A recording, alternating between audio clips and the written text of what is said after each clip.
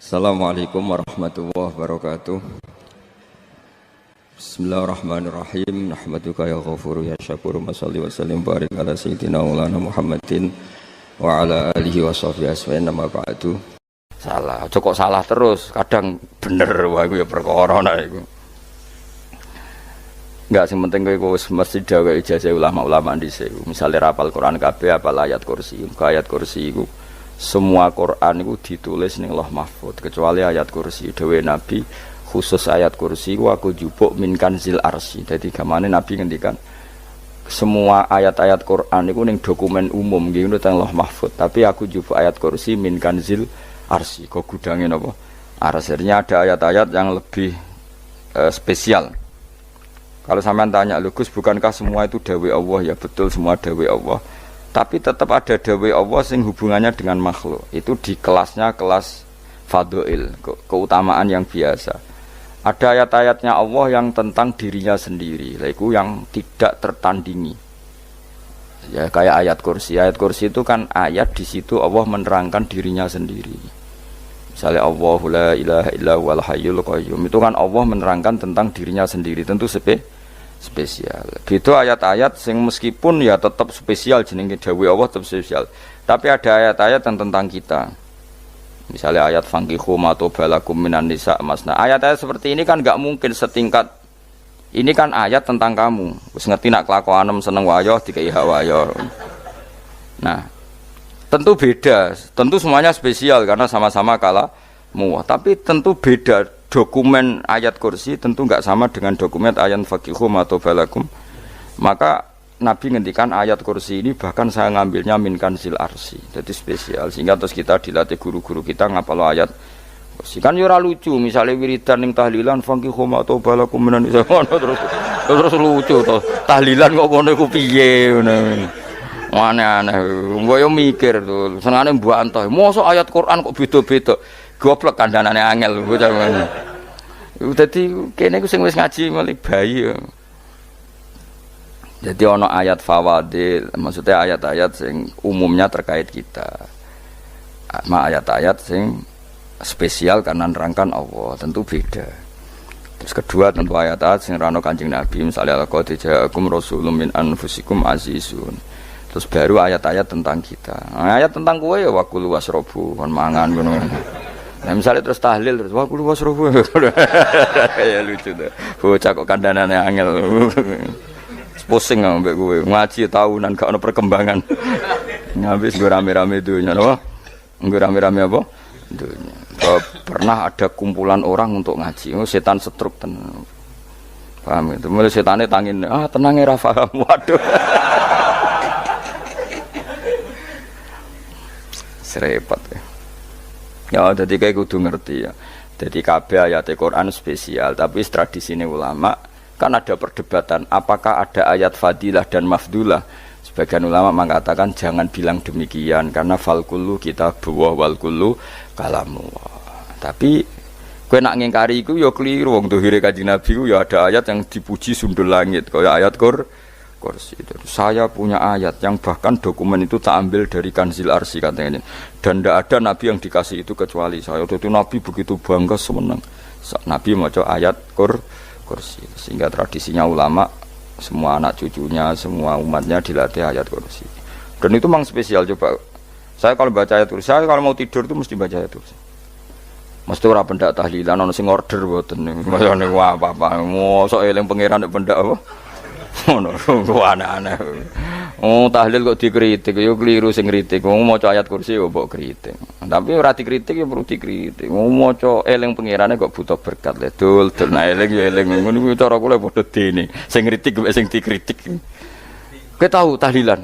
Nate Gus nek ana undangan mboten mboten. Lah yo eling pangeran nek ngenteni apa? Undangan. Ngene ben ana sing tetep kritik, ben seimbang dunya iku ben seimbang. Apa? Balance kono sing kritik. Kalau bolak-balik ketemu sing kritik tahlil, nggih sowan kula. Saya tuh heran. Kenapa orang NU itu suka tahlilan? Terus ada berkat. Itu dalilnya mah. Sing ngono iku ya ora ono dalil, sing hasud nyoal ya ora ono dalil. Cara Kanjeng Nabi pirsa, tukang nyoal iku ono dalile to ora? Ya ndak ada. Ya wis ora meneng ae sebenarnya ketemu pangeran. Sampeyan ketemu pangeran cocokan di sing bener. Nah yang jelas nak sing tukang tahlil ditakoki pangeran. Kita eling aku, nanti Gusti nak wonten undangan. Terkarat bocah kok eling eling pangerane kok bedakno apa? Tapi misalnya kayak kudangan, orang kudangan blas ditakoki pangeran, dudang tonggo kok ora teko. Mergo wedi bid'ah misalnya. Tapi nekani tonggo ya perintah Kanjeng. Ya sudah, kok cocokan ae, ora usah debat saiki, kok apa? Cocokan ae. Tapi nak cocokan mbek aku ora ketemu. Wong sing nyoal ning ijene mahsyar aku ning swarga.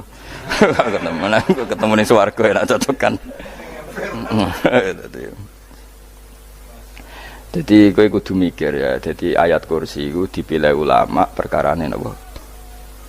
Ayat iku njen spesial tenan. Kula niku mboten saged tilem nek gak maca ayat kursi. Nggih maca teng lisan, nggih maca teng ati setiap saat.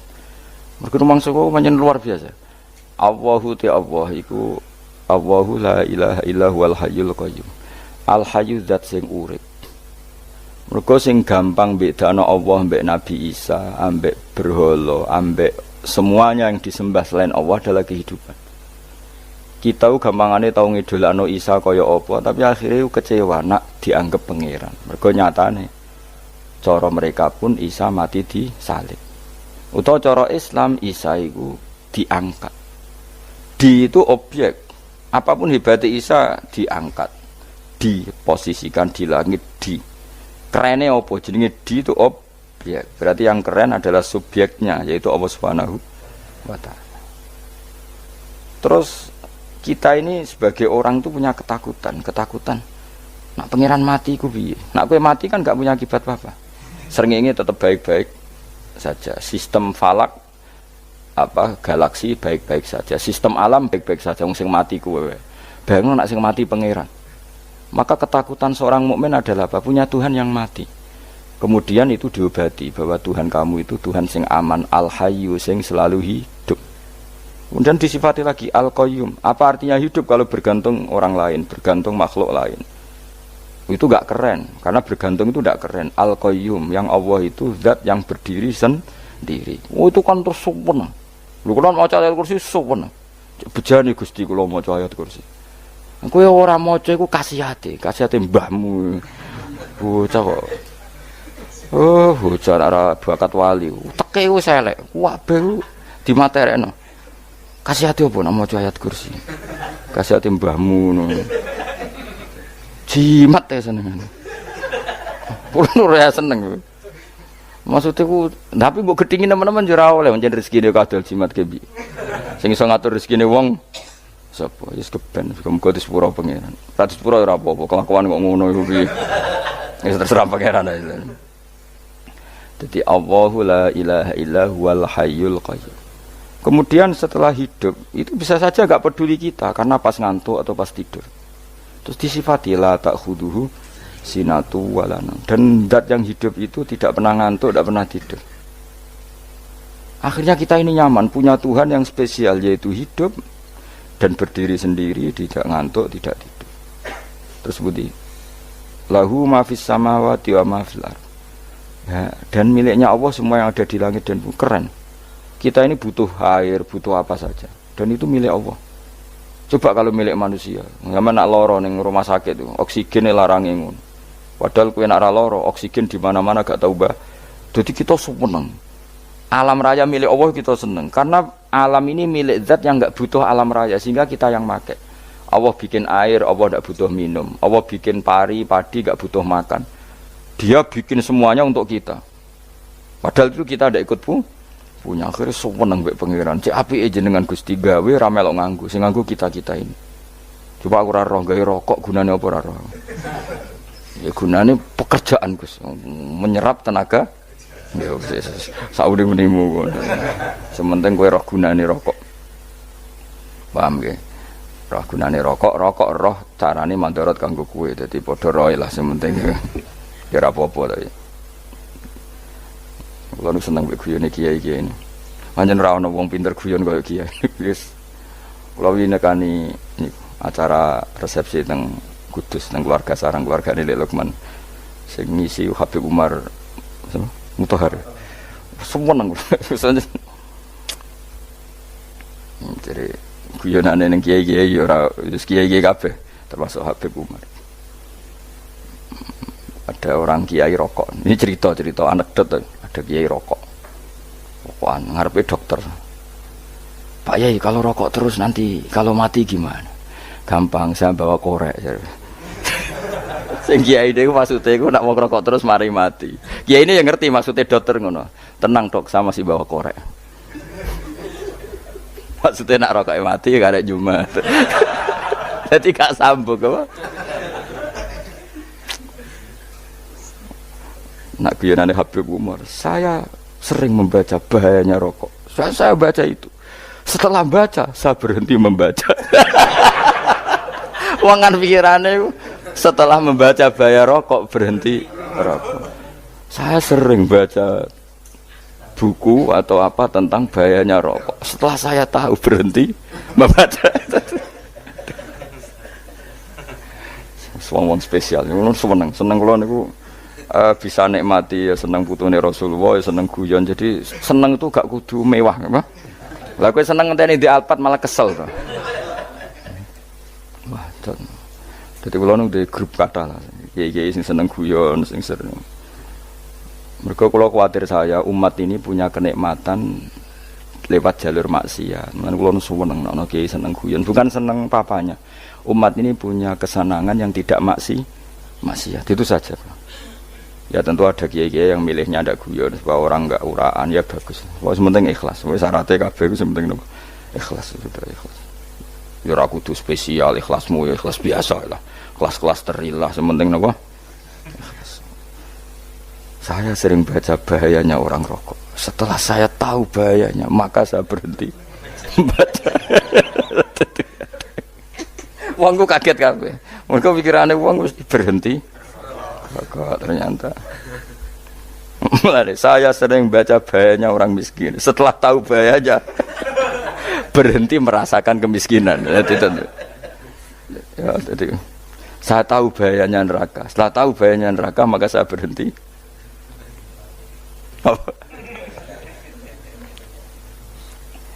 Ya, jadi terus disebutno lahu ma fis samawati wa ma fil ardi. Terus kita nyaman. Kayak apa kalau alam raya ini milik Cina, milik singkek, milik non muslim atau milik wong Islam sekalipun. Mesti apa-apa tuku. Repot. Tapi berhubung alam raya ini milik Allah, kita nyaman. Mergo wa izzat sing super lomo, super dermawan, super semuanya. Akhirnya nyaman. Gamane iso turu. Dan kalau orang rumah ayat kursi ora iso turu, pe turu. Kan dia maca lesane gati kula maca. Lahu ma fis samawati wa ma. Terus man dzalladzi yashfa'u indahu illa bi'izni. Ketika Allah itu segalanya tentu yang punya otoritas syafaat, punya otoritas apa saja nunggu izinnya Allah Subhanahu wa taala. Ayat yang spesial ini. Kemudian kiai-kiai punya cara supaya umat itu hafal. Dibikinlah metode tahlil maca bareng-bareng. Tapi kemudian ya sudah itu nasibnya terus kurang baik. Nasibnya kurang baik. Ada yang bedahkan, ada yang setengah-setengah ngafirno. Sing maca ya padha dene ra paham mbek ngantuk bentuk berkat mulai sudah akhirnya terus. Dan sampean bela di Gus bela sing bener wis takok provokator. Sing jelas latih maca iku terus. Dadi Allah pirsa nak macamu ora golek berkat. Tapi nak mau tahu tahlil hati. Eling apa tahu hati? Benda apa? Eling pangeran kok ngenteni wae. Allah, ikut tunggale. Tahu muni alhamdulillah nate apa nak permangan. Muni alhamdulillah kok ngenteni permangan bocah kok ora karu-karuan. Wong ora bakat wali kok teke wis elek. Njape kus keliru terus. Masih wong khusuk lah, ora bakat wali, khusuk tok tapi wis ruwet, uripe ku ruwet. Terus lahu ma fis samawati wa ma fil ardi man dalladhi yashwa'indahu illa ya'lamu ma baina aydihim wa ma khalfahum. Dan Allah tahu apa yang di depan kita, di belakang kita. Terus kita lagi-lagi nyaman. Kayak apa misalnya kita yang lemah ini tidak dalam pengawasan Tuhan. Jika mana kalau misalnya dia anak cilik, anak itu tidak nyaman kalau ketika main gak didelok orang tuanya, karena dia tahu ada hal-hal yang dia tidak bisa menggapai dan butuh setiap saat pada orang tuanya untuk membantu menggapai itu. Jadi anak masih seneng dolanan, sukanya diperhatikan tetap. Nah kita ini seneng sekali. main ning dunyane pangeran diperhatikan Allah taala karena Allah selalu tahu kita. Jadi terus nyaman. Jadi semua ayat itu menjadikan kita nyaman. Nanti Kanjeng Nabi ora sare sedurunge maca ayat kursi, ora sare sedurunge maca surat Musabbihat. Dan saya dalam banyak hal niru itu. Nabi urung sare nek ora maca surat Hasyr. Lah aku ijazah iku kowe ora mungkin surat Hasyr ning juz pira wae kira roh kok dijazahno. Sing iku lho sing diakhiri suwi law anzalna hadzal qur'ana ala jabalil la ra'aitahu khashi'am. Itu tapi kok malah kok ngarep subhanallahi ma fis samawati wa ma fil ardi wa huwal azizul hakim. Terus waladzi akhrajal ladzina kafaru min ahli kitabim. Ya bener subhanallah ma fis samawati wa ma fil ardi terus. Tak terusnya terus waladzi akhrajal ladzina kafaru min ahli kitabim min diyarihim li awalil hasr wa dzanantum ayakhruju wa dhannu annahum mani'atum husunuhum min Allah fa'atahum tak terusnya serang rapal. Akhirnya ya itu tadi. Terakhir apa? Ya'lamu ma baina aydihim wa ma khalfahum terus wala yuhituna bi syai'in min ilmihi illa bima. Dan seseorang itu tidak punya ilmu kecuali dengan kadar dikehendaki Allah. Bahwa kita ini selalu objek. Punya ilmu ya dikasih, punya rezeki ya dikasih, punya apa saja di. Sehingga status kita makhluk, statusnya Allah Khalik, statusnya Allah itu memberi, statusnya kita hanya penerima. Itu bahkan termasuk bab ilmu. Bab ilmu itu tahunya kita ya hanya diberi. Illa bima sadras wasi'a kursiyus samawati wal ardo, dan kursinya Allah itu meliputi langit bumi. Sehingga kita tahu wah keren. Terus wala yaudu hifdzuma, dan ketika alam raya sebesar ini Allah tidak pernah capek mengurusnya. Ya, sampean tak pasrahi gawe kok ngrumat srengenge. Sampean ngrumat listrik omahmu lho, kadang kabel pedhot, dope pedhot. Iku Allah ngrumat srengenge mulai digawe nganti saiki. Gak tahu mati. Gak tahu bayar. PLN itu kon gawe 0, sekian gak tahu rusak setahun kon jamin ora ngara iso. Allah gawe srengenge mulai Nabi Adam nganti saiki ora tahu bengkelno. Oke gak tahu mikir ngono, jen ra wali yo. Lah srengenge misale error terus pangeran ngumumno, leren sik 3 wulan lagi ditoto. Ya repot dul-dul. Ngono kok ora tahu mikir bocah kok.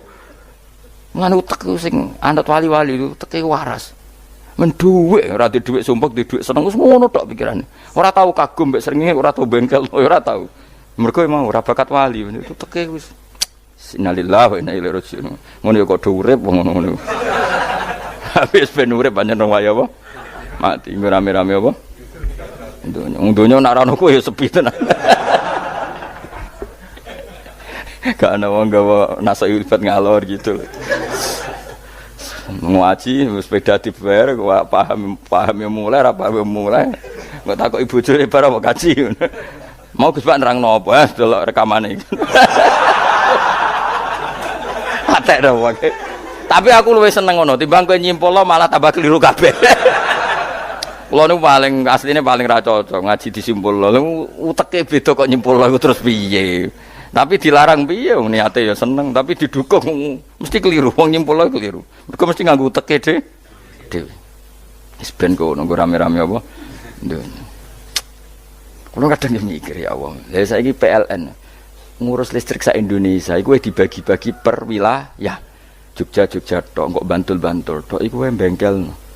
Apa nggih srengenge iku langsung bener terus.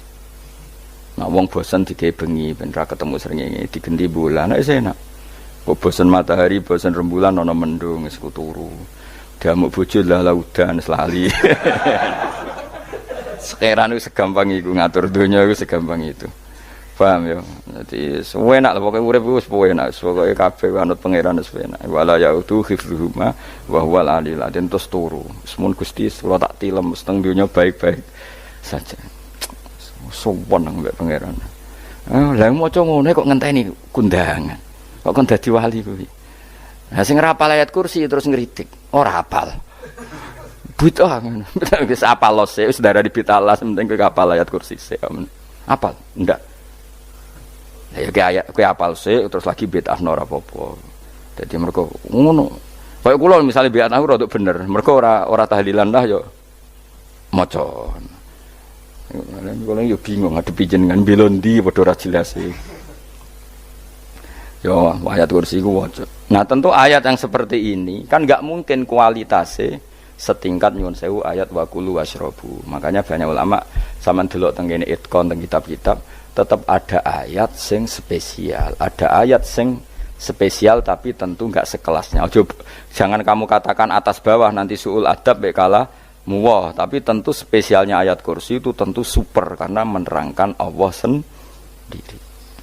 Sementara beberapa ayat menerangkan hak kita sebagai manusia, misalnya wa kulu washrabu, tentu kualitas fadhailnya beda. Tapi jangan katakan klasmen, jangan, karena kurang sopan dengan kalam wah, tapi tetap beda.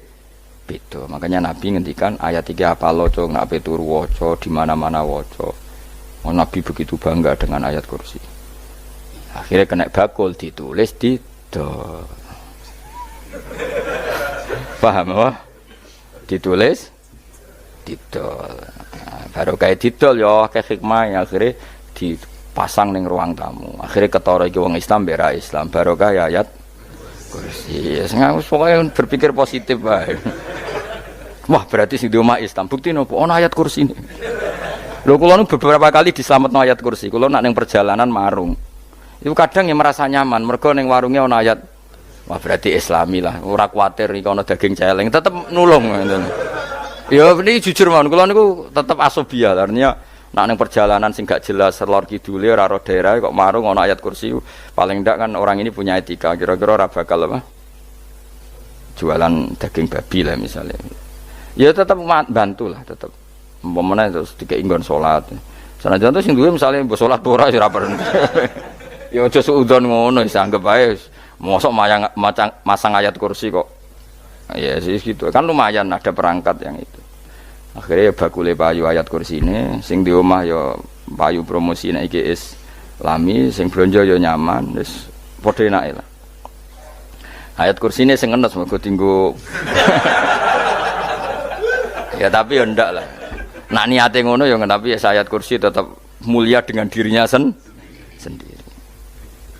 Kula nu seneng tenan mbek jeneng ayat kursi ya. Ya tadi kekhawatiran kita punya Tuhan yang tidak sempurna itu terjawab bahwa Tuhan kita super sempurna. Jadi kula bayangno grepe turu njen seneng. Senenge wae Gusti nak kula turu iku langit bumi gak masalah. Bayangno nak pangeran sing turu, sistem Tuhan hancur. Makanya syaratnya jadi Tuhan bala ta'khudhu sinatu walan. Padahal kita menyaksikan Nabi Isa turu. Beberapa yang dituhankan selain Allah turu ngantuk. Bayangno misalnya kowe pas donga sing mbok dongani turu. Kan kacau. Makanya Allah mensifati dirinya dan itu memang fakta la ta'khudhu sinatu walanam. Allah ora tau ngantuk, ya mboten nate. Akhirnya sewenang kita, sewenang banget mbek pangeran. Mergo dengan sifat-sifat seperti itu. Akhirnya raditu billahi napa rabba wa bil islami dina.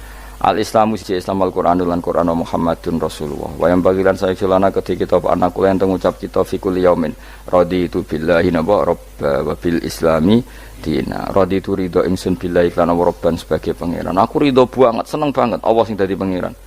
Muga mau pangeran liyane Allah ya kacau tenan. Nanti pangeran terus turu, terus ngantuk, nak ramangan lemes kan pusing. Apapun hebatnya Nabi Isa, misalnya buat pangeran ya pusing. Kadang pas sare, dungani tenan juga boleh pas apa? Sare itu ribet. Tapi kita di pangeran sing la ta'khudhuhu sinatu wala nama bil islami dinan wa Muhammadin sallallahu alaihi wasallam rasulan wa nabiyan wa bil Qur'ani hukman wa imam. Dan kita ridho Quran sebagai panduan hukum lan dadi imam. Imamu panu mantap. Terus nikmatmu piro? Islam, Quran, Muhammadur Rasulullah wal afiatu lan sehat. Ittifaul makarih tegese ora. Kowe ngene iki ra di dhuwit lah kan gagah. Ora ning penjara, jajal kene penjara lara kabeh. Baru kae ra di penjara Mas yo dirokok saler ngalor ngidul ambek nggo nasoihul ibad. Bariku kenalan ke grup wis rame donya wis. Gak penting ngaji paham ora penting, sementing tambah kenalan. Amit-amit tenan wis ben kok nek rame-rame apa donya. Wasitro lan ketutup sangka celok satrul uyub. Dalah celamu ra konangan wong akeh. Yes, padahal ya kurang ajar karo-karuan. Dalah ya rapati konang. Kenapa rapati konangan? Karena liyane ya sejenis. Jadi saling menutupi. Alhamdulillah saling wal ghina lan semuge aninnas termasuk nikmat iku orang enggak tergantung orang fi umurid dunya ing dalem urusan dunya. Tapi nek urusan akhirat kowe ora iso ora bergantung guru. Dadi semuge sangka manusa terbebas iku maknane urusan dunya. Nek urusan akhirat kita butuh sanad kita ila Rasulillah sallallahu alaihi wasallam. Kowe ora oleh beragama berpikir sendiri, ora oleh agama itu riwayat kowe ora oleh mendekatkan Allah dengan cara kamu sendiri, ora oleh kudu nganggo sanad. Sesuai kaya wong-wong filsafat sing oknum iku. Saya ndak perlu sholat. Allah kan ndak butuh ibadah kita. Ngapain kita sholat? Mbahmu ngono sing wong ngerti nek Allah ora butuh kita saja kok bogo kebanggaan mulai dhisik kiai yo ngerti nek Allah ora butuh kita. Kita yang butuh Allah. Lah mengekspresikan butuh kita kepada Allah kita nek Allah ora tau butuh, bocah kok goblok ora karuan. Nah, itu karena dia berpikir cara beragama dengan pikirannya kita ndak. Kita tahu Allah ndak butuh kita tahu. Kenapa kita sholat? Karena kita butuh Allah. Nah, butuh Allah itu implementasi kita di ajarannya Rasulullah kita sholat. Kok malah Allah ora butuh sholat. Jadi kira sholat Allah ora apa-apa. Kowe ra ono wae Allah ora apa-apa, kowe aneh-aneh wae. Zaman kowe ra ono Allah ya ora apa-apa, baik-baik saja. Itu jokono kowe iku masalah, tapi ora bagi Allah, bagi kamu sendiri. Nah, Allah ora masalah wis nyediakno neraka. Ya jadi orang itu boleh tidak butuh orang lain tapi fi umurid dunya. Nah, urusan akhirat kada butuh sanad ya wa inna hadzal ilma dinun fangzuru amman ta'khuduna dinakum. Agama ini ilmu, kamu harus punya sanad. Ya mau misalnya kula alhamdulillah di sanad kata lah. Keluarga saya terutama yang Mbah Mun terus ya sedaya dari keluarga saya, keluarga guru kita, gurunya guru kita sampai carane bernafas kita wae eling Allah mau fi kulli nafasin apa ada dauni amillahi wa ifdali fi kulli nafsin wa nafatin wiswa kita semua nafas kita. Imam Syafi'i kula anak kula cek cilik lah tak kon ngapal lebet iki. Karena apa ya? Jangan kira Imam Syafi'i terus koyo kowe mau belajar fikih mboten. Imam Syafi'i nek ape turu niku kula apal beberapa syairnya Imam Syafi'i. Makanya saya tambah seneng ambek jeneng Imam Syafi'i. Jadi beliau nek ape sare napa qalbi bi rahmatika wa humma dzu'unusi fis sirri wal i'lani wal fis sirri wal jahri wal i'lani wal ghalasi terus-terusan niku wa ma taqallabtu min naumi wa fi sinati illa wa dzikruka bainan nafsi wan nafasi. Dadi wa ma taqallabtu lan ora molak-malik ingsun. Cara wong Jawa iku apa? Wong turu ra iso-iso apa jenenge? Glibakan. Ini Imam Syafi'i masuk barani glibakan kok kowe. Serepet. Santri ya. Napa manane? Sing rada Islami dul. Apa? Resah Imam Syafi'i ora tau mikir utang iku aneh-aneh. Dadi wa mata qallabtu lan ora tau molak-malik ingsun. Maksude cara mau lho, cara bahasa kasare glibakan. Fi naumi ing dalem turu ingsun wa fi sinati lan ing dalem ngantuk ingsun. Illa wa dzikruka kecuali eling teng jenenganku benan nafsi antarane jiwaku wan nafasi lan nafasku. Wa ma taqallabtu fi naumi wa fi sinati illa wa dzikruka bainan nafsi wan nafasi. Jadi ulama dhisik itu beliau ndak bikin syair, ndak bikin nadzuman, spontan tuh muji Allah. Nah, saiki ora sing madzhab Syafi'i kaya kowe wape turu ra iso glebakan. Mari urung mangan. Akhirnya mau mangan sih, barang mangan warek rokokan lega terus ngorok turu ya Allah karim ngono ya urip ya Allah. Dadi misale ra iso turu pikiran pertama mari kurang mangan. Mangan warek rokokan saler terus apa? Turu ngorok. Wah karim setan min hawalika kanan kiri setan tok. Padahal ulama dhisik ape turu wudu se maca tasbih se bariku angen-angen pangeran Rabbana ma khalaqta hadza batila terus bismika Allahumma ahya bismika amun terus bismika wada'tu jambi wa bismika arfa'u Allahumma rabbas samawati sab'i wa rabbal arsyil azim rabbuna wa rabbu kulli syai' falikal habbi wan nawa iku donga turu ora ngarapal donga iku yakin wis kowe muni wah Gus Bak ngenyek wong tak tes malah keisen ya dongane turu iku sing terkenal lho donga turu mek donga ngaji padha Allahumma bismika Allahumma ya bismika Allahumma. Mergo ana kiai kota, Bu, tahu doa ngaji Enggak tahu Pak Ustaz dongane bismika Allahumma ya bismika. Lho Pak Ustaz itu doa tidur. Karena kalau ngaji nah jare ora kiai. Donga turu mek ngaji ku padha. Aku dhisik eskal. Maksude ku piye kok donga turu mek ngaji padha. Jebule nak ngaji turu. Ana kena ngaji dongane bismika Allahumma ya bismika terus ngaji. Faslon wis tok ndi-ndi. Serepet. Wis rame-rame. Jute yo urip mah. Wal afiatul lan afiat itifaul makare tegese ketolak sangka barang sing ora seneng. Supaya kula suwun nggih supaya jenengan sing seneng pangeran iki sai-saisamu. Supaya piye-piye sifat dasar wong mukmin bi walladzina amanu asyaddu hubban lillah. Misale ora iso asyaddu ya sementing hubban. Ya tentu asyaddu itu wong mukmin banget senenge ning pangeran. Kena makome rong iso asyaddu ya sementing ana senenge. Ya ana apa? Ana senenge wis dengan kadar yang klasem lah sampai iso seneng. Lah ana makome para wali ya asyaddu banget seneng. Mau apa turu nak orang maca ayat kursi gak lega ya paham. Cukup maca ayat kursi bedak tahli. Mulane aku seneng ono sing ngritik aku seneng. Ben rame itunya, ben seru. Sing ngritik ya muga-muga apal tahlil. Dari ngritik itu fair, ora apa-apa apal terus ngritik. Mun tahlil sing musolli Abdullah sholati ala sati meneng kabeh wis. Iku meneh sing ngritik sing melok ora apal. Pokoke ujug-ujug muni filun. Susah es. Biar deh kau masoli, Abdullah sholati ala sati makhlukatika. Nuri Huda saya mas. Nuri Huda terus. Oh, kau sengguri semua orang gofil. Aduh, sangat ramai ini dok. Makiai apal, profesi ini apal. Karena yang desa modelnya permanen, bagian tahlil yo, tahlil terus, bagian dungo yo. Jadi sehingga kiai donga kok digeser dadi mimpin tahlil yo gagap. Lho akeh lho kiai ngalim kon mikir tahlil yo mikir mergo wah dateng daerah kula kiai ngalim bar kon mimpin tahlil terus maca lelel wedok. Wah niki sempun niki pun tak takoki kene apa? Kapal. Dene ra apal urutane iku ra apal. Iku kan butuh apa ya? Butuh keahlian gitu. Repot. Kok gini sing tahlil loro. Kapok ngene. Nah kula tetep apal tapi singkat ae. Iku ngono sing luwih ahli to. Sing guri wis sing guri kacau meneh. Tahlil dening kiai iki sing guri sampe wah suwi iku. Mergo terkenal mbah iku nak tahlil. Suwi. Aduh.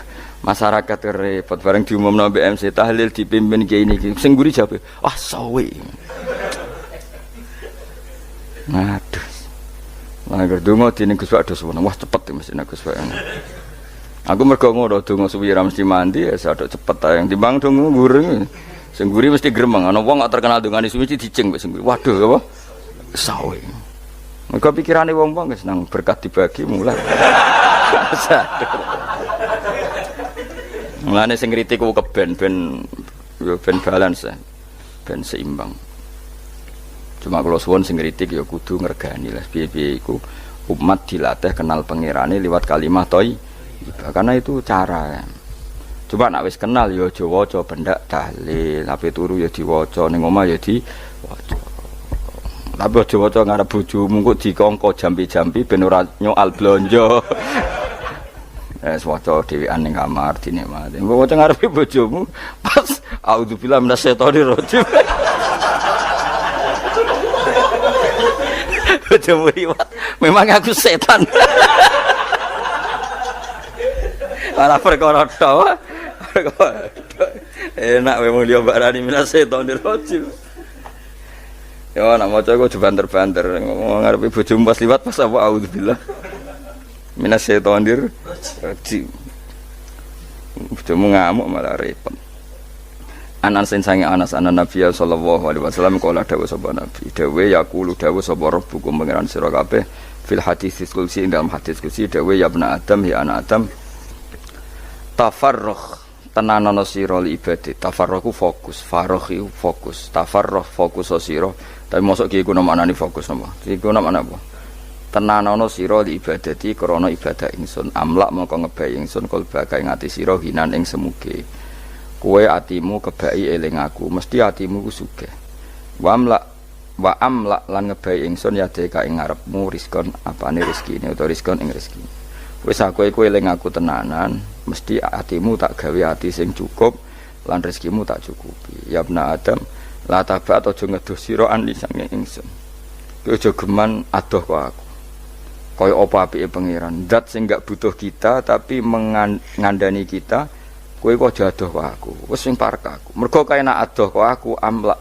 mongko nut apa jenenge ngebai ingsun qalbaka fakron kowe nak adoh kok aku mesti kowe fikir ngene aja sampe kowe yo fikir ati fikir donya mergo adoh kok pangeran wong kok adoh kok pangeran di amlak qalbaka fakron wa amla ulan ngebai ingsun yade ka ing tangan loro sira suhulan ing sibuk akhire wis ado pangeran sibuk tapi ora dadekno barokah uripe iku lara-larane wong kaya ya sibuk kangelan jebule ora dadi barokah uripe mergo ado saking pangeran ruang riwayat hadis sapa Tabrani Imam Tabrani wal Hakim lah falam ma ta'antu fi thamani asyrata wa sannaftu kitab qada ya sahaba wa tabi'in. Terus sannaftu tarikh fil Madinah inda qabrin Nabi sallallahu alaihi wasallam wa kuntu aktubuhu fil layalil mukmirah.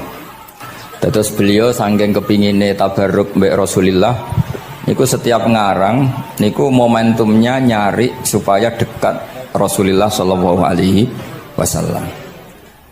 Terus ketika harus ngerasani orang, jadi kadang ngerasani wong ya penting.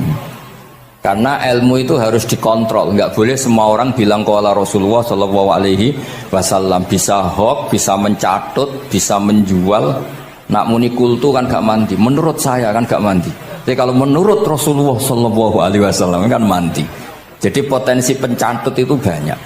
Sehingga dibutuhkan koreksi dalam ilmu hadis disebut al-jarhu wa ta'dil, disebut al-jarhu wa ta'dil. Harus ada kualifikasi rawi. Nah kualifikasi rawi itu dilihat dari siapa. Beliau harus mengkonfirmasi mbek tanggane, mbek kancane. Kadang ning jaba ketok sabar, ketok ramah. Jebule nak nang omah kerenge ra karuan. Nah, itu harus dikonfirmasi.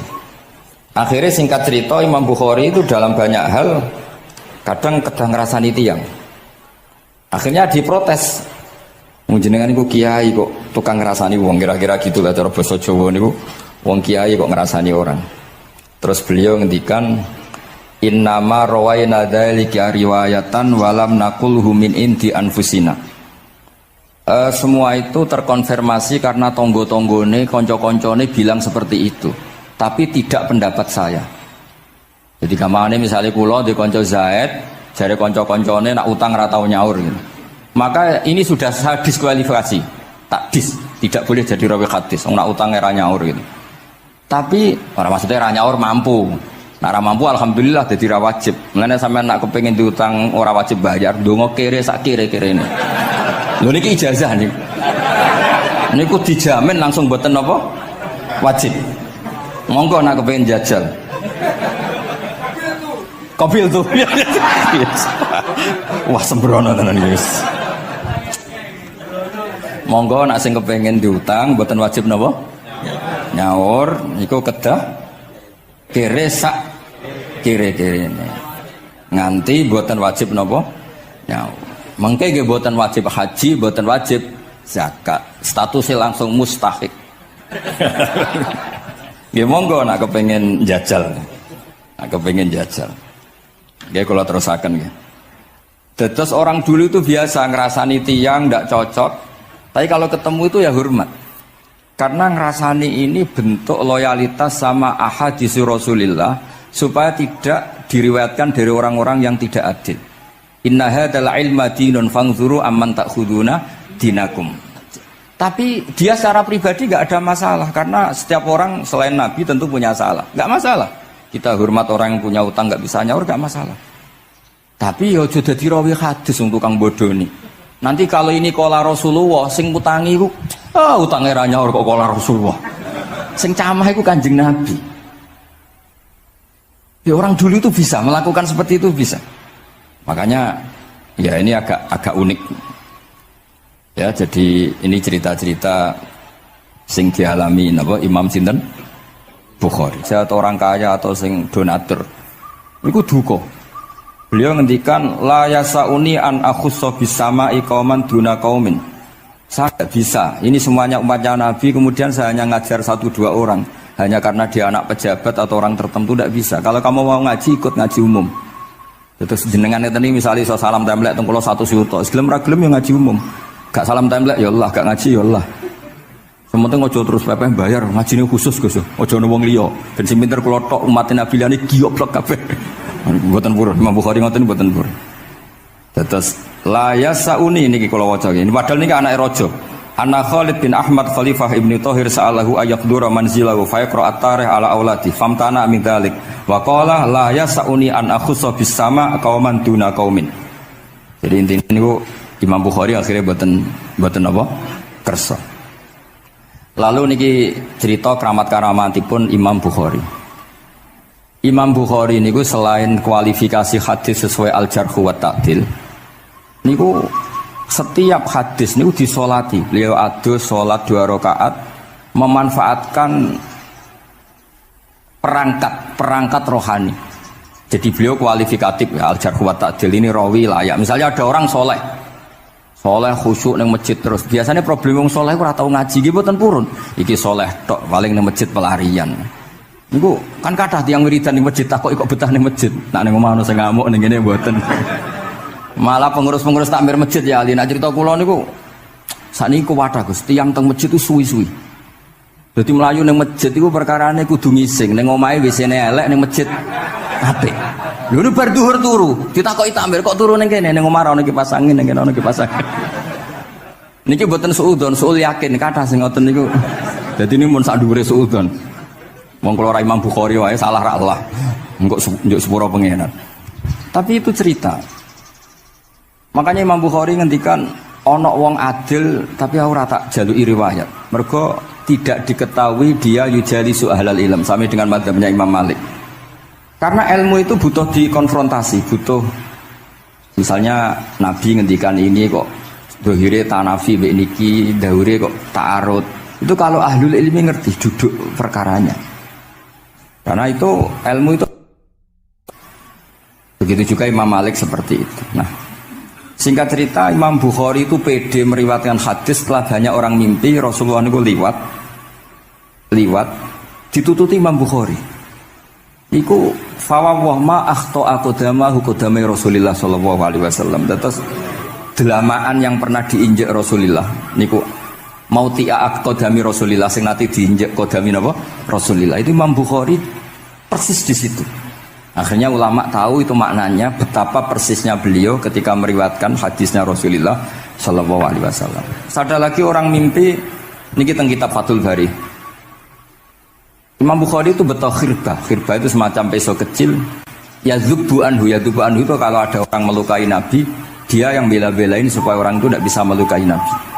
Dan itu ditakwil oleh ulama bahwa beliau yang nanti akan mensortir al-ahadis al-maudu'ah, dibuang semua, nggak boleh dinisbatkan kepada Rasulullah sallallahu alaihi wasallam. Jadi kemana itu jasa-jasanya pun Imam Bukhari. Terus ketika beliau mau kapundhut, niki ben mboten kesuwen niki Gus Sapang pun badhe nyanyi Gus. Apa nasid? Nasid itu terjemahannya nyanyi ku anak-anak. Nah kanggo jenengan terjemahannya nyanyi. Nah ya amang mboten terjemahannya tetap nasid. Sholawatan ya. Nah Gus Sapang nyanyi ben tawadhu sederhana bahasane ora usah sok suci biasa wae. Dadi nak Muhammad bin Yahya ya amang ini qasidah terjemahannya sholawat. Gus Sapang wis nyanyi kan ngaji lagu. Insyaallah barokah tawadhu niku apik lah. Terus Imam Bukhari ketika mau kapundhut itu tertib sekali. Saya banyak membuktikan baik secara bacaan maupun nyata. Orang-orang soleh itu kalau mau kapundhut itu tertib. Mulane sampai nak kapundhut aja selonang-selonong. Nak mati ku sing tertib. Sing rapi lah, tertata. Kalau cerita sedikit, bapak kula niku selawase niku tiap tahun nilai kula teng Jogja.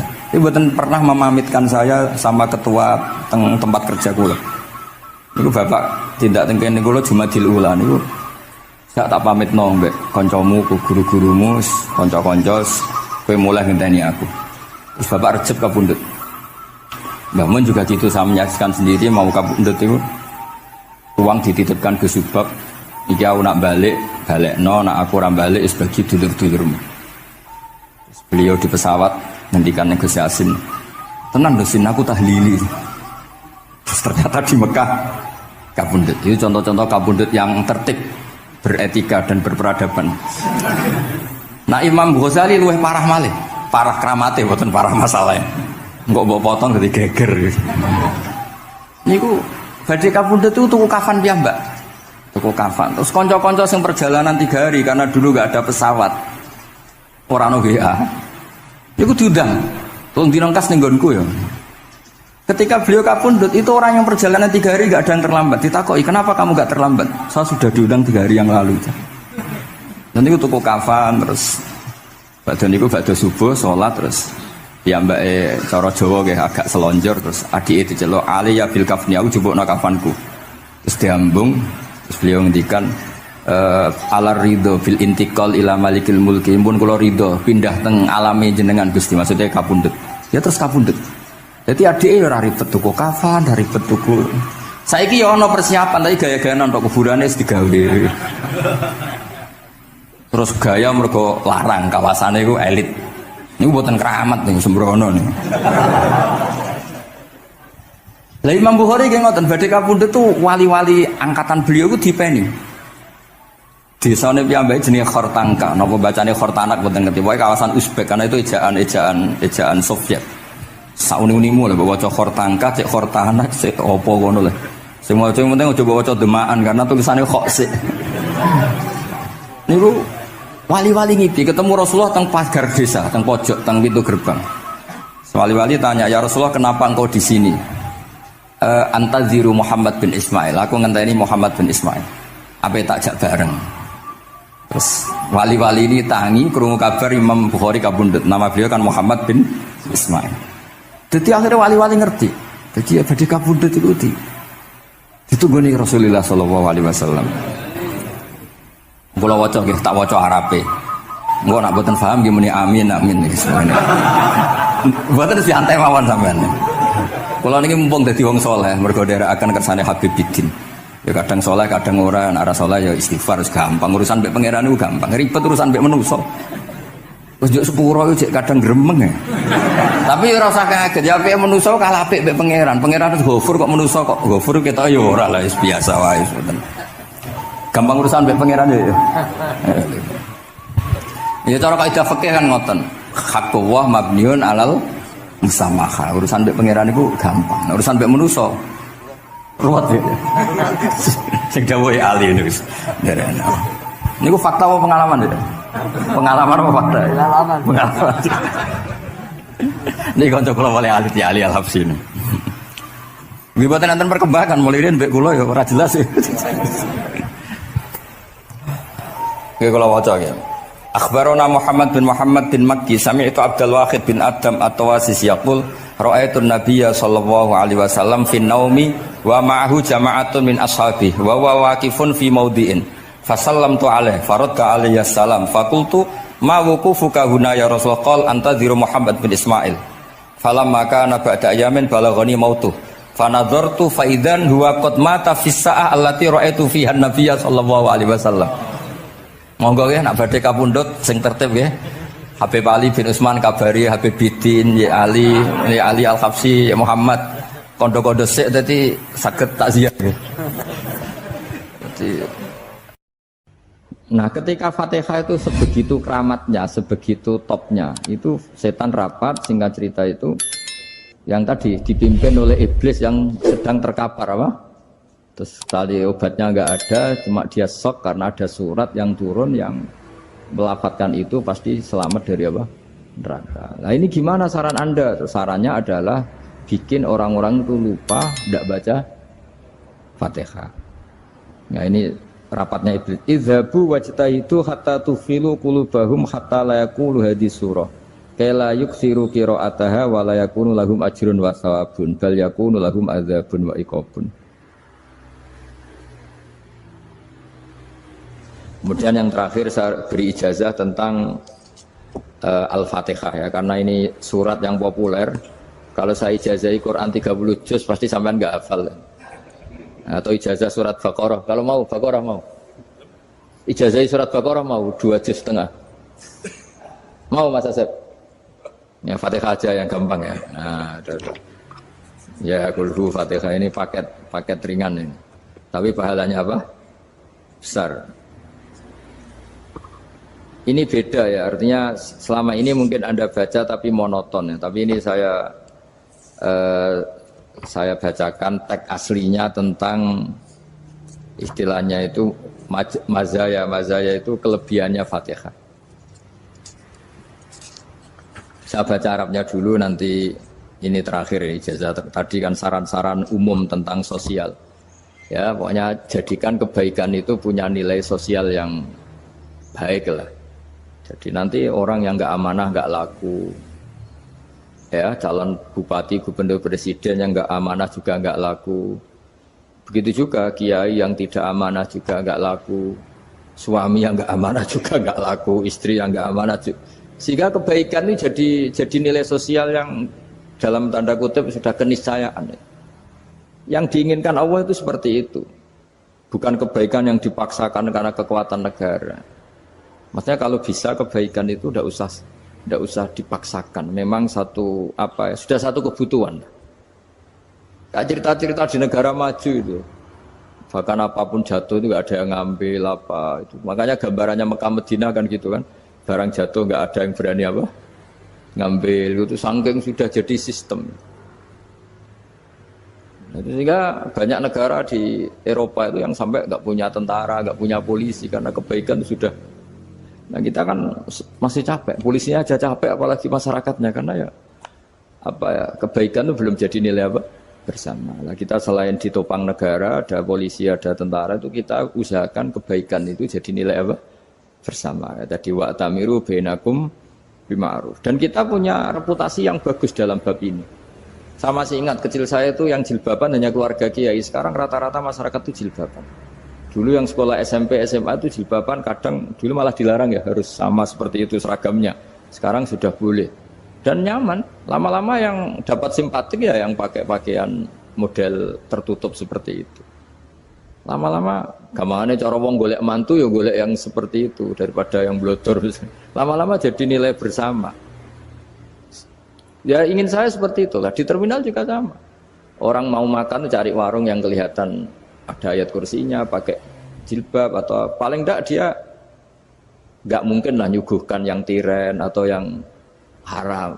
Kan ada garansi sosial, ada apa? Ada garansi apa? Sosial. Dengan penampilan yang soleh itu kan, masa iya nyuguhkan oplosan babi gitu misalnya itu. Jadi nilai sosial itu harus harus benar-benar jadi nilai. Sehingga negara biar gak capek-capek. Polisi juga gak capek kan, karena tugasnya corong Jawa mau ngawat-ngawati tok, tapi sudah tidak perlu tegang karena kebaikan sudah jadi nilai apa bersama. Ya, ingat-ingat ya ayatnya tadi, wa'tamiru bainakum bima'ruf. Jadi kebaikan itu harus jadi nilai bersama. Iktimar itu menjadi urusan bersama. Makanya kalau kita rapat besar disebut apa? Muktamar. Muktamar itu urusan bersama. Ya tadi, imamnya sholat juga menopang Gojek karena nggak lama-lama nopang Grab, nopang Kernet, nopang penjaga Indomaret, penjaga bensin, pom bensin. Nah dia hanya punya waktu 5 menit terus imamnya baca Baqarah kan. Iya imamnya mursyid, mungkin dia tambah lama tambah dapat aplaus dari muhibbinnya, tapi makmumnya dia tambah lama tambah dapat penghormatan dari pecintanya, tapi kitanya wah khusyuk wali kan, dia dapat status naik lah, kita yang sudah tidak ikut jadi wali diganggu apa pekerjaannya. Kalau ada imam seperti itu sampai mufaroqah saja, niat ya Allah sampai sini saja saya makmum orang itu, silakan orang itu punya urusan sendiri dengan jenengan ya sudah, atau salib saja apa. Nah, itu boleh kalau dalam fikih namanya apa mufaroqah. Mufaroqah itu niat, tapi kamu jangan langsung selonong mufaroqah, niat dulu pamit sama Allah bahwa sekarang mau mufaroqah. Ya, tapi ya jadi sholat yang aneh kan, imamnya masih rukuk, kamu terus sujud, terus apa-apa selesai ya. Mungkin dalam pandangan itu orang lain ini maksudnya makmum gimana ini kok begini. Tapi sudahlah Allah Maha tahu. Insya Allah dimaklumi. Ya saya baca tentang Fatihah ya, karena sampean pasti sering baca Fatihah. Supaya apa? Sekaligus jadi jimat lah gitu. Jadi kalau kamu sering di jalan-jalan yang mungkin sepi atau mungkin kan tidak semua teman Grab itu nasibnya bagus yang di Semarang Jogja. Mungkin yang di Kalimantan di Papua kan ada yang 10 kilo gak ketemu rumah, ya kan? Ya lihat di TV-TV itu kan kasihan kan. Sudah 10 kilo gak ketemu rumah, penumpangnya kuwekar preman tuh kan. Ini makan orang enggak kan gitu. Kan ujiannya dua. Kalau penumpangnya cantik itu ya kecoba syahwat, kalau preman takut. Jadi orang itu selalu ujian itu. Sing sedengan itu kan jarang orang itu.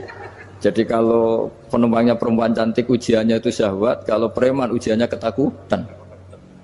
Kalau orang yang lemah bawa uang ujiannya kamu ingin garong. Jadi hidup itu memang semuanya ujian. Liyabluwakum ayyukum ahsanu amala.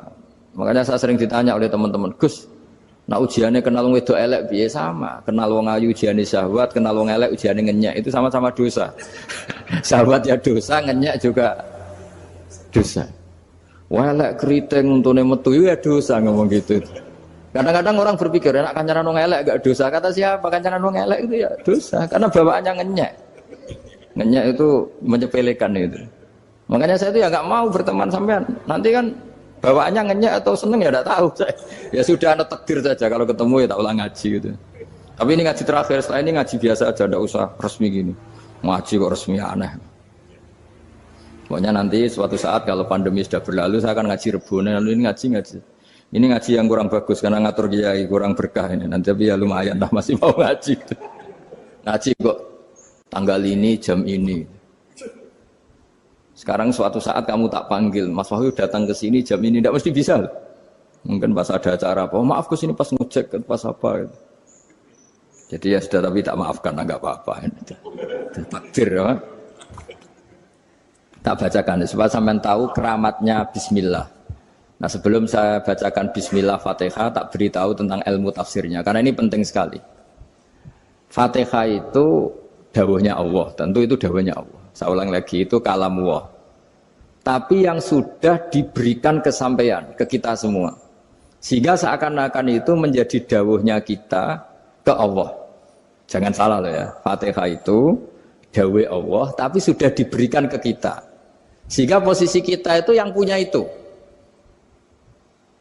Nah kenapa ini perlu dijelaskan? Karena nanti ada kalimat iyyaka na'budu wa iyyaka nasta'in. Kalau itu masih kalam Allah, berarti Allah ngomong ke kamu, ngendikan ke kamu, kepadamu aku menyembah. Masa Allah menyembah kamu?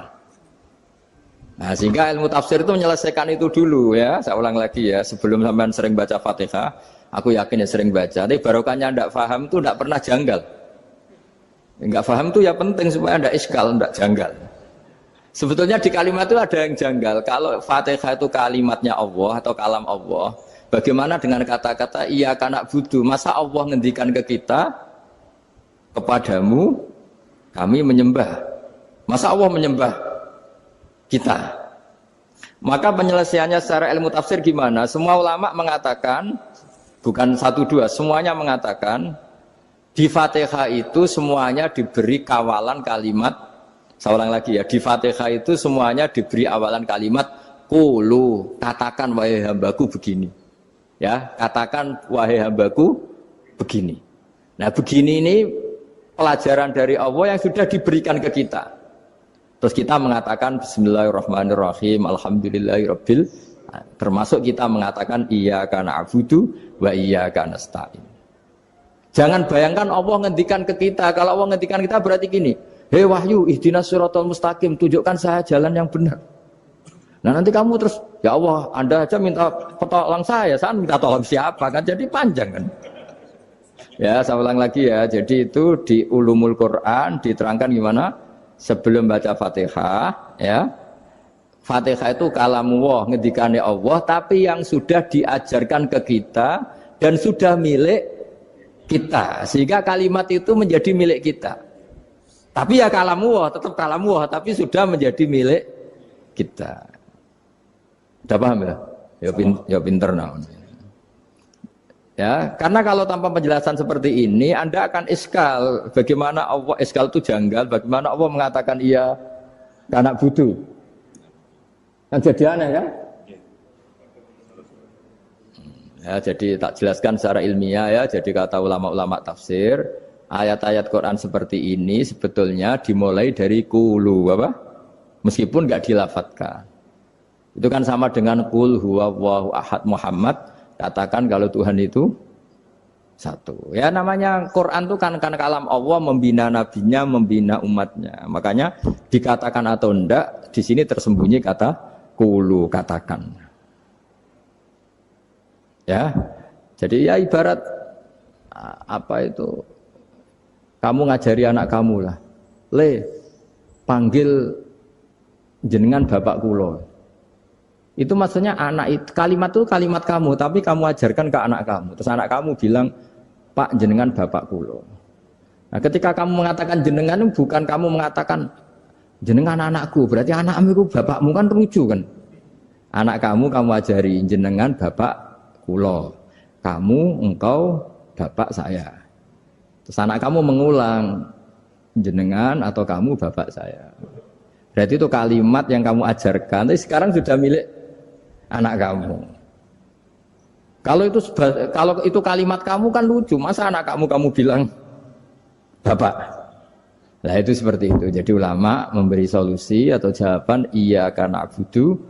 Iya itu sebelumnya ada kata-kata kulu. Katakan wahai hambaku, hubungan kamu dengan saya adalah katakan iya karena abudu, wa iya karena nasta'in. Terus hubungan kamu dengan saya katakan juga dalam doamu ihdinas siratal mustaqim. Jelas ya, jadi itu kalam Allah yang sudah milik kita karena diajarkan Allah untuk kita. Dong ya? Ya dong, gak jelas gak. Tapi bagus gak jelas itu bagus. Kalau kamu jelas gak jadi digrab, jadi gubernur. Min azimi fadliha kasratu asma'iha fadail ukhra. Ini cerita dramatisnya surat Al-Fatihah. Qala Abu Hurairah radhiyallahu anhu inna iblisa ranna khina unsitat Al-Fatihah. Jadi iblis itu begitu kesakitan. Ini kitab Abwaabul Farad karangannya Sayyid Muhammad Alawi, juga kutipan dari beberapa kitab. Yang jelas beliau sendiri juga ngutip dari beberapa riwayat di beberapa hadis. Halaman 1, 2, 3. Ketika Fatihah turun itu iblis kesakitan. Kayak orang sakit gigi lah, tersiksa sisanya karena turunnya surat apa? Al-Fatihah. Artinya kalau Anda baca Fatihah dijiwai, maka Anda melemahkan setan, melemahkan iblis. Wa qala Mujahid, khina unzilat Fatihatul Kitab ronna fastama indahu asyayatin. Jadi ketika Fatihah itu turun, iblis itu terkapar lah kira-kira. Sampai dijenguk banyak setan. Jadi kemana di ICU lah kira-kira gitu kalau sekarang itu. Entah COVID entah enggak tahu, pokoknya di ICU sampai dijenguk banyak setan. Enggak tahu bawa apa enggak tahu, pokoknya dijenguk banyak setan. Ono yang nyangoni karena ini apa? Ketuanya apa? Pingsan, sakit. Jadi iblis itu sakit sampai dijenguk anak buahnya setan-setan. Ya, semoga kalian semua tidak kenal setan. Kalau kenal berarti teman, apa? Wa qalu misla dzalik. Wa qala lahum laisa mimma taquluna syai'un walakin unzilat suratun laisa ajru qailiha illa an harramahu alaihi nar jahannam. Saya ini bukan sakit fisik kata iblis. Kamu tidak usah jenguk saya, datangkan dokter terbaik, tidak usah. Saya ini tidak sakit fisik. Saya ini sakit karena ada surat yang diturunkan, yang pahala yang melafatkan surat itu pasti selamat dari neraka. Padahal misi terbesar saya ini supaya manusia masuk neraka. Sekarang punya tamengnya. Wah pusing kan? Ya seperti orang lah, goda sampean ternyata sampean setia, itu kan pusing. Nah ternyata tidak setia, itu yang akhirnya ribet kan itu.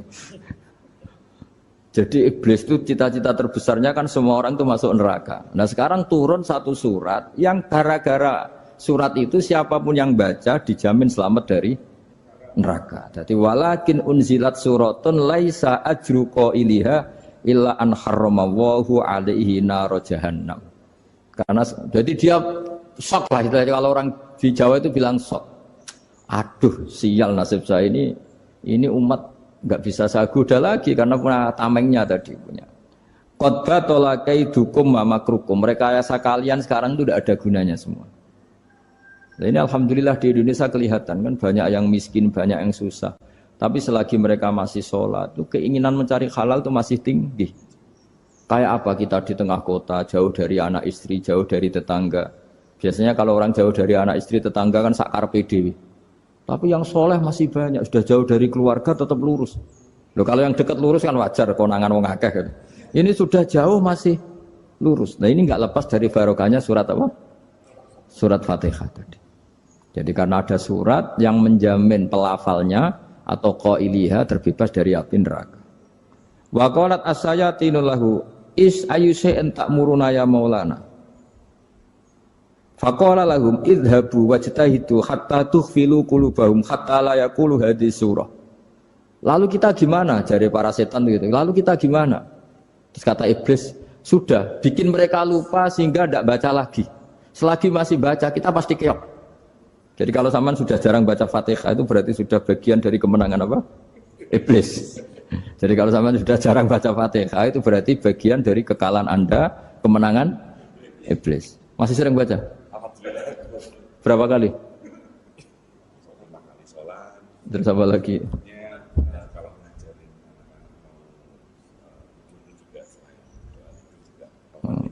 Kok 5 kali tok itu? Berarti pas sholat fardu tok itu. Enggak 5 kali itu mendingan itu 17. Kamu itu ngitungnya jangan 5 ini. 5 waktu itu berarti lumayan kan? Berapa? 17 ya? Ya.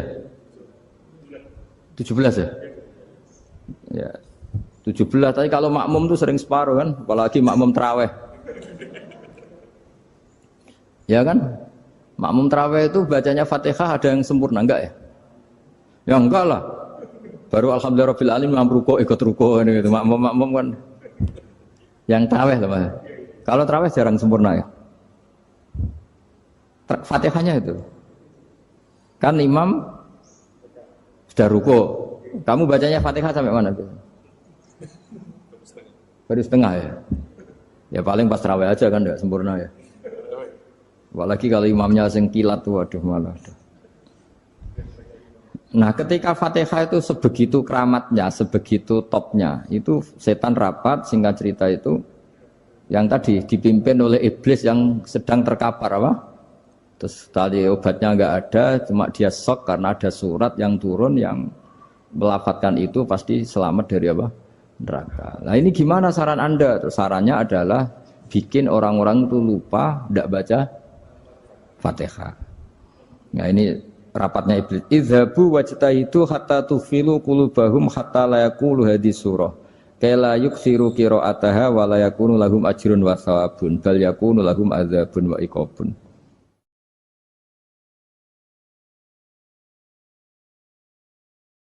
Jadi saya mohon selama ini Anda sudah baca, tapi mungkin hanya rutin saja. Napa rutin saja? Jadi barokahnya ngaji ini kamu punya kekuatan atau punya semangat membaca karena ini surat yang luar biasa. Ibarat gini, kalau sampean tanya, saya juga sering mikir, masa Gus hanya surat kok punya kekuatan seperti itu?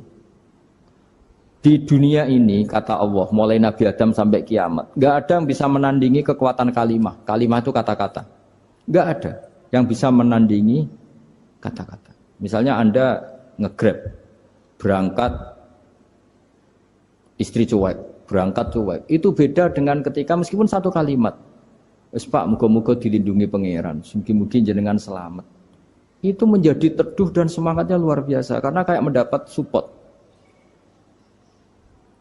Jadi kira-kira kalimat itu hubungannya kita dengan Allah Fatihah itu seperti itu. Kamu melafadzkan satu kata-kata yang dibenarkan langit bumi, dibenarkan aras, dibenarkan malaikat, dibenarkan semua penghuni di dunia ini. Sehingga itu efeknya luar biasa. Itu seperti gini ya, kamu cerai sama istri, terus nikah lagi katut babon. 10 tahun anak kamu dididik, ibunya benci kamu. Dan memang Anda layak dibenci. Duwidek. Dan sampai nggak pernah manggil kamu Pak. Suatu saat, kamu tentu rindu kan, ingin dipanggil bapak oleh anak kamu. Suatu saat anak ini manggil kamu Pak E. Wah itu senengnya bukan main. Hanya sebuah kata-kata. Makanya kadang-kadang orang itu tanya sama kiai, ijazah lafadz ini gunanya apa sih? Itu ijazah-ijazah itu untaian kata-kata. Yang kata-kata ini dibenarkan langit dan bumi dan aras dan para malaikat. Sehingga efeknya itu luar. Nah ibarat seperti itulah. Kamu melafadzkan Fatihah itu melafadzkan kata-kata yang dibenarkan Allah dan Rasul dan semua malaikat, semua penghuni langit. Maka ini efeknya pasti luar. Nah di sini lah orang-orang dulu itu tahu keramatnya itu. Sehingga ketika melawan Belanda, melawan Jepang dulu itu kalimat-kalimat itu menjadi mantra yang luar biasa. Doa lah, doa yang luar biasa. Tapi di era modern karena orang sudah tidak ngerti itu, dianggap itu mantra, jimat, khurafat, bid'ah, waduh ribet menemal. Sebetulnya tidak seperti itu. Memang kata-kata ini kekuatannya luar biasa. Sama kesakitan hati kamu juga karena itu. Ngojek wangilan. Lha Pak di bojo kok kowe gagahe tok kere. Wah, iku seling terus mesti. Padahal kalimat itu kan tidak melukai secara fisik, tapi apa kerjanya sesuk saras-sarasen. Karena terus dengan pengadilan seperti itu kan, ngapain kerja demi perempuan yang seperti ini. Lagi-lagi kata-kata ini luar. Nah bayangkan kalau kata-kata itu adalah kalimat yang diajarkan Allah lewat Rasulnya, lewat malaikat Jibril. Kayak apa kekuatannya? Nah kira-kira Fatihah itu gitu. Kalimat yang baik, kalimat thayyibah diajarkan oleh Allah dan Rasul. Kayak apa kira-kira kekuatannya? Pasti luar biasa. Wong support yang dikatakan istri kita, anak kita aja luar biasa, apalagi ini support yang diajarkan Allah dan Rasul. Ya makanya saya mohon kalau baca Fatihah, baca kalimat-kalimat thayyibah ketika sholat itu dijiwai. Ya misalnya Rabbana lakal hamdu mil'us samawati wa mil'ul ardi wa mil'u ma syi'ta min syai'im. Engkau zat yang layak dipuji dan pujian ini memenuhi langit dan bumi. Karena kita tahu nggak ada sejengkal di alam raya ini kecuali di situ ada rahmat Allah.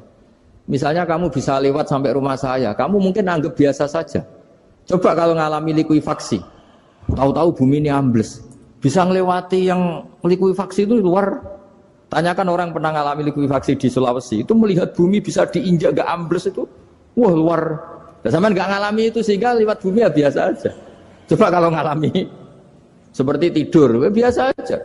Coba kalau ada gempa, bahwa bumi tenang ini sudah nikmat yang luar biasa. Masa kamu ngaku nikmat nunggu digituin? Ya kan? Nah, makanya baca Fatihah dijiwai lah, bahwa ini kalimat yang luar biasa. Nah, saya teruskan ya. Warwa muslimun fi sahihihi an Ibnu Abbas radhiyallahu anhuma annahu qala bainama Jibril alaihi salam qaidun dan Nabi itsami anaqidan min fawqih. Farafa'a ra'sahu faqala hadza babun minas sama' futihal yawma lam yuftah qaddu ilal yawm fanazala minhu malakun faqala hadza malakun nazza ilal ardi wa lam yanzil qaddu ilal yawma fasallim waqal abshir binuraini qad uti tahuma lam yu'tahuma nabiyyun qablak fatihatul kitab wa khawatimu suratil baqarah. Jadi suatu saat Jibril ini jagongan kira-kira gitu sama Rasulullah. Tahu-tahu langit itu gemuruh. Karena langit gemuruh kata Jibril terus semuanya ngangkat kepala ke langit. Ini pintu langit baru ini dibuka, yang sebelumnya tidak pernah dibuka seperti ini. Turunlah malaikat, yang malaikat ini pun malaikat spesial, yang nggak malaikat murahan lah kira-kira gitu, yang nggak pernah turun ke bumi kecuali juga saat itu. Dengan penyambutan yang luar biasa, dengan semuanya tidak pernah terjadi. Hanya karena surat Fatihah. Jadi ini surat yang luar biasa, pengawalannya lewat malaikat yang spesial, nggak pernah turun di bumi kecuali saat itu. Penyambutannya juga nggak pernah seperti itu, baru seperti itu. Jadi semuanya itu spesial. Nah kenapa ini spesial? Karena di situ ada isi puja-puji kepada Allah Subhanahu wa Ta'ala. Ada ikrar kita, alhamdulillah rabbil alamin, ar-rahmanir rahim. Ikrar ini penting. Kalau contoh paling gampang gitulah. Kamu punya istri selama ini cerewet terus. Suatu saat ngomong, Pak, tak angen-angen rawono wong lanang kayak sampeyan. Wah, itu langsung tidak ada lelaki sebaik engkau. Itu sama senengnya, masya Allah. Karena ada ikrar dari seorang istri ke kamu. Nah, bayangkan kalau ikrar kita sebagai hamba diakui oleh Allah Subhanahu, maka ikrar ini akan dicatat sebagai kebaikan kita yang kita panen nanti di akhirat. Karena ada ikrar. Kita ikrar bahwa alhamdulillah rabbil alamin. Kita ikrar ar-rahmanir rahim, kita ikrar maliki yaumiddin, kita ikrar iyyaka na'budu wa iyyaka nasta'in. Ya, sampean misalnya jadi orang Indonesia, ketemu orang Indonesia yang makmur di Jerman, terus lupa Indonesia. Kamu orang Indonesia, enggak, saya enggak orang Indonesia. Mangkel gak kira-kira? Mangkel. Karena salah ikrar kan gitu. Ya, jadi saya mohon jangan anggap kalimat itu hal yang biasa, tapi luar biasa. Nggih, ngoten mawon. Assalamualaikum warahmatullahi wabarakatuh.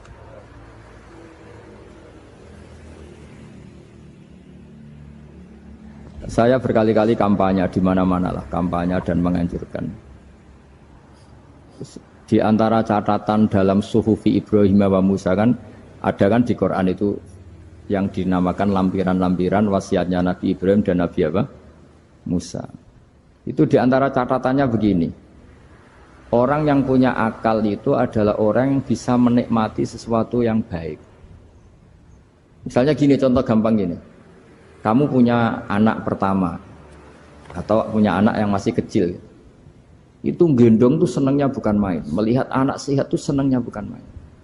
Mungkin saat itu banyak orang yang sedang maksiat dengan perempuan nakal atau dengan teman-teman nakalnya, yang nganggap seperti itu tidak nikmat. Tapi andaikan ini ditimbang ya ditimbang. Yang maksiat betulan, misalnya paling ukuran bahagianya itu 70%. Tapi yang ini, yang nimang anak baru lahir atau masih kecil, corong Jawa ngeloni anak, bisa saja bahagianya itu sampai 100%. Artinya selama ini kesalahan kita adalah nganggep maksiat itu pasti menyenangkan dan taat itu tidak menyenangkan. Makanya saya berkali-kali fatwa, untuk melawan kenikmatan maksiat, orang harus terbiasa menikmati taat, menikmati kebaikan. Jangan kira kita nimang istri nikmat, nimang anak nikmat, ketemu teman yang lama tidak ketemu juga nikmat. Artinya kita akan melewati berjam-jam untuk jagungan sama teman, sama anak, sama istri. Dan itu harus kamu nikmati. Supaya mengganti tidak berkebutuhan nikmat yang lewat jalur maksiat. Jadi saya mohon sarana-sarana yang menyenangkan itu, yang taat itu kita maksimalkan. Makanya bapak saya itu sering pesen, kowe nak ngaji sing guyon, sing seneng. Nganti wong maksiat itu karena cari kesenangan. Coba kalau kesenangan itu sudah didapatkan saat taat, maka tidak butuh lagi kesenangan yang berbentuk maksiat. Makanya orang-orang wali dulu kalau sudah sholat itu gak bisa berhenti karena merasa nikmat. Makanya Nabi pernah ngendikan wa qurratu aini fi sholat, nyaman saya itu kalau sedang sholat. Jadi kalau gak melanggar itu karena takut aparat, bukan karena kesadaran hukum. Tapi kalau urusan rambu-rambu itu seperti itu. Tapi kalau urusan orang tidak zina, tidak maling, tidak korupsi, itu hampir mayoritas orang Indonesia itu karena takut azab Allah atau takut dosa. Sehingga di desa terbelakang yang enggak terjangkau polisi atau di daerah-daerah yang sangat terpencil, itu perilaku leluhur, yaitu tidak nyuri, tidak zina, tidak apa, itu ya tetap jalan. Karena mereka memang dididik oleh agama. Sehingga keinginan kita terbesar adalah bahwa sesuai konsep Imam Ghazali, al-ulama wal umara tau amani. Jadi ada sinergi lah antara ulama dan umara. Dulu biasa raja-raja itu ngaji sama ulama. Tapi ulama juga biasa antri di kerajaan untuk ngurus administrasi negara. Jadi beliau-beliau ya bisa sebagai rakyat, tapi juga sekaligus sebagai guru. Karena beliau-beliau ini orang-orang yang bisa menanggalkan egonya. Lalu kenapa kerajaan dulu itu begitu kuat? Ada contoh paling populer dalam mengelola negara, yaitu Umar bin Khattab. Itu Sayyidina Umar bin Khattab. Itu bajunya, jubahnya itu ada 12 jahitan, saking jeleknya. Jadi saking jeleknya itu 12 jahitan. Ada pernah seorang kiai yang cerita, ketika Baitul Maqdis itu ditaklukkan oleh pasukan Umar, itu beliau harus naik unta dari Madinah sampai Yerusalem. Karena kerajaan yang ditaklukkan itu membayangkan Umar itu seorang presiden, seorang khalifah pasti wah. Itu ternyata pas sampai gerbang Yerusalem itu Umar itu yang nuntun unta. Karena ketika unta itu hanya satu, sama pengawalnya bilang, saya mau naik unta asal gantian. Ya 2 kilo Umar naik, 2 kilo ajudannya yang naik. Sampai Pak. Lepas mau pintu gerbang itu pas giliran Umar yang nuntun. Kata ajudannya, kali ini jenengan yang naik saja. Enggak, saya enggak mau bohong. Jadi yang disambut ya ajudannya. Karena jubahnya pakaiannya lebih bagus dan Umar pakai tadi jubah yang berjahit 12. Jadi betapa orang-orang dulu itu ketika jabat itu malah tasawuf. Karena tadi dipandu oleh agama. Setelah itu ada beberapa sahabat yang usul. Ada pesta gitu karena ini hari kemenangan. Kata Sayyidina Umar, Inna Allaha ta'ala ayyara qauman faqala adhabtum thayyibatikum fi hayatikumud dunya wastamta'tum biha. Di antara kritik Allah kepada orang-orang yang enggak benar adalah jatah kenikmatan kamu sudah kamu habiskan di dunia. Maka di akhirat sudah ada jatah. Maka kata Umar, astabqi thayyibati. Jatah-jatah kenikmatan saya biarkan utuh. Maka tidak saya nikmati sekarang. Nah makanya ini saya sekaligus minta sama BUMN, pokoknya gak usah ngundang saya ribet. Selain ribet ya soalnya ngaji saja. Saya ini jadi kiai itu ya bingung. Ya sering dihormati orang, dicucuk, kadang disangoni. Kalau kadang ya mikir nak jatah kuntek terus piye. Makanya saya tuh ya sering ngebes, ya biasa saja hidup saya. Karena saya tidak ingin jatah saya ini habis. Tapi kadang-kadang orang itu ingin berlebihan menghormati kiai. Saya berkali-kali bilang, ketika ada orang menghormati saya itu yang repot saya. Yang menghormati benar karena menghormati kiai. Tapi kiainya yang masalah kan. Kalau tidak bisa ngelola hatinya jadi tamak, jadi gitu. Makanya ini kan ya sudah saya tetap sebagai kiai ngajarkan ikhlas. Makanya guyonan di kitab-kitab dulu kalau ada orang cantik sowan kiai itu kata kiainya, saya yang bingung. Kamu melihat saya ibadah, saya melihat kamu masalah. jadi tapi kalau kiainya agak soleh ya enak sama-sama seneng kan. Masalahnya kita ini soleh, paling enggak berusaha soleh. Ya jadi kalau Pak Aryo sowan sini itu dia benar sudah sopan lah sama kiai, beliau pejabat sopan. Saya yang masalah kan. Misalnya saya ke Jakarta terus ingat Pak Aryo ingin difasilitasi, saya kan jadi repot. Makanya kemungkinannya kecil, kalau saya ke Jakarta tak hubungin itu kecil dan tidak perlu tersinggung. Saya selama ini ya sering ke Jakarta ya biasa. Saya hampir per 3 bulan, 4 bulan datang ke pondoknya Pak Kures. Ya jarang hubungi pejabat. Ya sudah kalau mau ngaji aja. Nah kenapa saya menekankan ikhlas? Karena ini kan acara khataman. Di antara pokok dari ajaran Quran adalah wama umiru illa liya'budullaha mukhlishina lahuddin. Jadi kalau sudah berani beragama ya kita harus ikhlas. Dan saya berkali-kali bilang ikhlas itu mudah, harus dilatih. Saya berkali-kali memberi analogi itu gampang sekali. Lama sekali kita bilang kalau yang putih itu putih. Lama sekali kita bilang yang hitam itu hitam. Itu tidak ada yang gaji. Kenapa kita mengatakan tembok ini putih? Karena memang putih. Kenapa orang mengatakan peci itu hitam? Ya karena memang hitam, itu tidak ada yang gaji. Dan semuanya ngomong seperti itu. Tapi pas Anda ngomong Allah itu Tuhan, minta masuk surga. Pas hubungan dengan Tuhan itu selalu tidak ikhlas.